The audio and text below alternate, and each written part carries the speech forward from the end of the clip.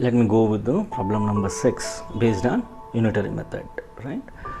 See here, let us read the problem carefully. The cost of 6 kg rice is equal to 8 kgs of wheat.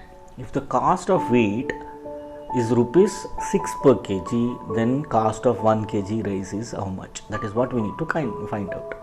Now what they have given, list out the given data, that is 6 kgs of rice is equal to 8 kgs of wheat, correct? Right. This is very important thing now. Now what they have given, cost of wheat per kg is 6 rupees, right? 6 rupees. Right. 8 kgs of wheat is equal to 8 per kg is 6. For 8 kg, 8 into 6, which is going to be 48 rupees. Right. So now for 6 kgs of rice is equal to 48 rupees.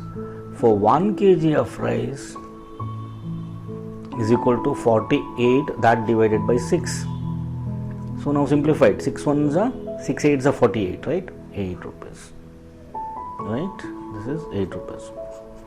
So for 1 kg of rice is cost 8 rupees. The answer is 8 rupees. Hope you understood. Fine? Okay.